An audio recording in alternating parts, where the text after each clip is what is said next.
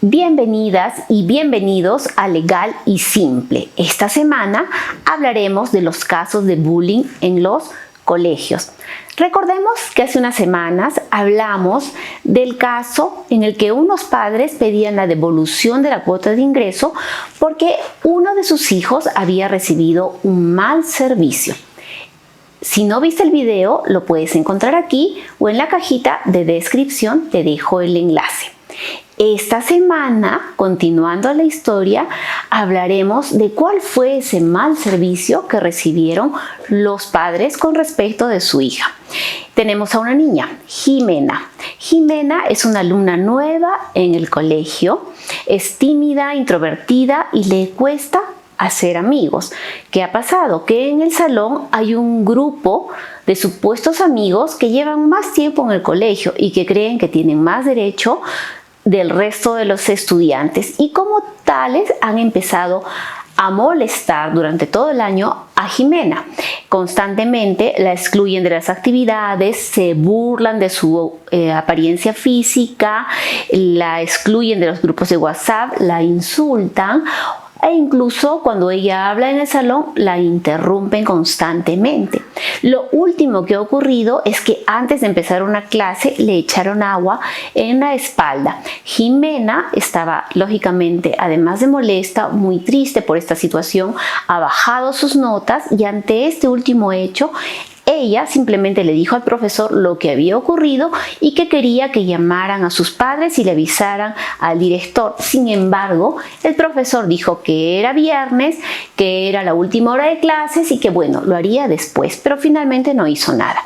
Cuando Jimena llega a su casa, llega llorando y su mamá le pregunta qué ha ocurrido. Jimena no puede ocultar más la situación y le cuenta que durante todo el año la han estado molestando. Los papás de Jimena están muy preocupados y no saben qué hacer para solucionar este problema. Llaman al tutor de Jimena y él, si bien los escucha, no les da ninguna respuesta en concreto y luego deja de atender sus llamadas. Llega el día lunes, empiezan las clases y la dirección no hace nada. Los papás deciden no mandar a Jimena hasta que esta situación se solucione, pero en realidad ellos tienen dudas sobre si efectivamente pueden hacer algo más, qué derechos tienen, qué deben hacer. La historia de esta semana es: mi hija sufrió bullying y el colegio no hizo nada para protegerla. Te invito a darle like, suscribirte, activar la campanita de notificaciones y compartir este video. Esto es Legal y Simple y mi nombre es Melvi Vargas. Y en 6 pasos, así es que quédate hasta el final, te voy a explicar qué obligaciones tiene el colegio, qué derechos tienen los padres y qué deberían hacer ante esta situación. Vamos con el paso número 1. Primero debemos entender qué es el bullying. Está definido como aquellas conductas intencionales, ojo que hay intención, de hostigar, de faltar el respeto, maltrato verbal, maltrato físico que se ejerce sobre un compañero y que puede hacerlo uno o varios compañeros. Además que hay la intención de hacerlo de manera constante para alejarlo, intimidarlo o excluirlo y que al final va a afectar la dignidad y el entorno libre de violencia al que todo estudiante tiene derecho en el colegio. En este punto quiero que nos fijemos en un dato que es importante. Entorno libre de violencia. ¿Quién debe gestionar un entorno libre de violencia? ¿Quién es el principal responsable? Pues el colegio. Así es que esto nos lleva al punto número 2, las obligaciones del colegio. Si el colegio es el responsable de gestionar este entorno libre de violencia, realmente, ¿qué debe hacer? Y volvemos a la historia. En este caso, los padres al final decidieron hacer una denuncia policial por este hecho y a hablar con la directora. La directora dijo que simplemente ella no había tenido conocimiento antes de esta situación, ni los profesores le habían informado, la niña tampoco había dicho nada, así es que por lo tanto, como ya había una denuncia en curso, ella no tenía nada que hacer y no tomó ninguna medida. Pero vamos a analizar un poquito más quiénes son parte de la comunidad educativa. Los profesores, los auxiliares, el tutor. Ellos, en primer lugar, recibieron información de Jimena, el profesor, cuando ella le dijo que la habían mojado y le cuenta que le están molestando. Y aun cuando Jimena no hubiera informado de esta situación, hubieron otros hechos que eran relevantes. Por ejemplo, que constantemente la molestaban en clases, la interrumpían en las exposiciones, la insultaban en los grupos de WhatsApp y que Jimena bajó sus calificaciones.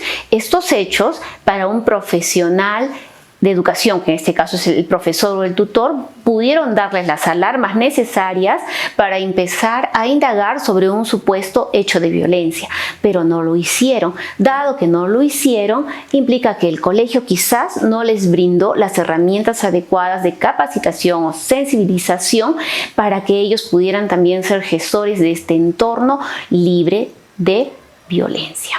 Así es que sí es una obligación del colegio gestionar este entorno libre de violencia, pero lógicamente el colegio podría decir, pero yo no puedo evitar que ocurran casos de violencia. Es cierto, pero se puede hacer una gestión antes, durante y después, lo que nos lleva al paso número 3.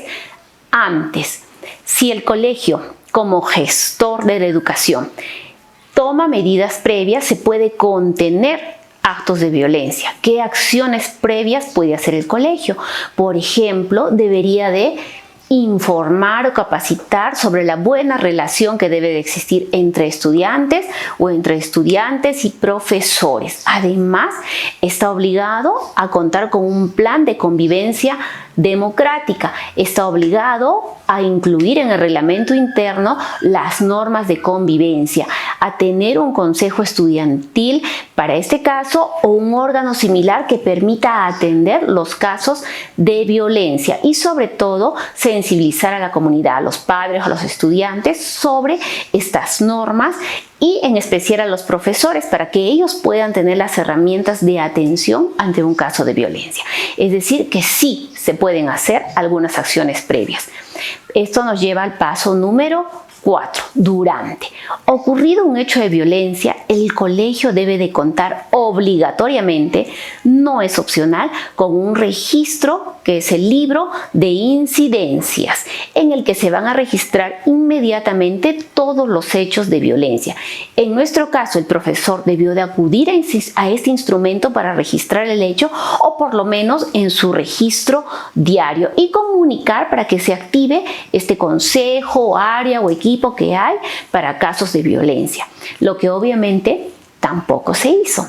Y esto nos lleva al después de ocurrido el hecho de violencia, que sería el punto número 5. Este libro de incidencias, que es obligatorio, también nos debe servir para registrar todas las acciones que se van a hacer. Tiene que haber medidas de protección o de contención para la niña que ha sido víctima de violencia. También debe de informar obligatoriamente a los padres víctimas y agresores de esta situación y empezar a llegar a acuerdos. Si es un hecho leve, de repente podría ser un acuerdo, un acta, un compromiso de los padres de generar más control sobre sus hijos, de repente los niños, o en el mismo salón de clase se podría generar, por ejemplo, un taller de títeres donde el objetivo principal o el mensaje sea la sana convivencia, el respeto entre los niños. Si son adolescentes, por ejemplo, podría intervenir el psicólogo del colegio, podría haber un taller especial de sensibilización sobre este punto, es decir, que sí hay acciones posteriores que se pueden realizar. En nuestro caso, si el caso es grave, por ejemplo, Jimena podría haber tenido unos días libres para que pueda recuperarse emocionalmente, en tanto se hacía un trabajo con los supuestos agresores. Las sanciones, las medidas acorde con el nivel de los niños o jóvenes debe de registrarse también en el libro de incidencias.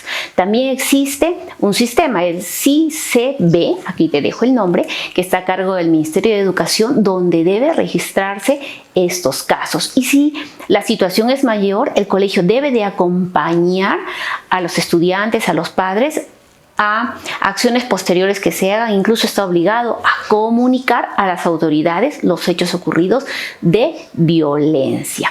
Así es que ahora vamos al punto número 6, que es concretamente los derechos de los padres y de los alumnos con respecto a la obligación del colegio en los casos de violencia. Hay algo que es importante entender. Cuando los padres eligen un colegio, lo hacen bajo varios criterios. El principal puede ser el académico, el nivel académico que le van a brindar a sus hijos, pero hay otros elementos que al final hacen que el padre elija un centro educativo. Por ejemplo, un ambiente físico seguro, pero también puede ser un ambiente social o espiritual acorde a sus creencias, un espacio que sea confiable y seguro para sus hijos. Además, tengamos en cuenta que el colegio es un especialista en servicios educativos para niños y jóvenes, por lo tanto debe de tomar medidas o herramientas necesarias para su cuidado. Cuando esta expectativa de los padres se rompe, como en el presente caso, un colegio que dice, bueno, no tengo nada que ver, no me lo dijeron directamente, si fueron a la comisaría no tengo nada que hacer. Estos hechos no hubieran ocurrido si realmente los maestros estuvieran lo suficientemente sensibilizados con respecto a su intervención en los casos de violencia y el colegio hubiera podido ser una mejor contención para estos hechos. Bajo este principio, los padres como consumidores de servicio educativo tienen todo el derecho de accionar administrativamente, por ejemplo, ante Indecopi, para la protección de sus derechos. Si la situación es grave, podrían también accionar en la vía penal o civil. Ningún padre o madre espera que su hijo pase por un caso de bullying, pero si te ha pasado o conoces de algún caso, puedes ponerte en contacto con nosotros. Aquí en la cajita de descripción te dejamos el teléfono de Legal y Simple. Eso es todo por esta semana. No te olvides suscribirte, darle like y compartir, y nos vemos la siguiente semana con una nueva historia. Gracias.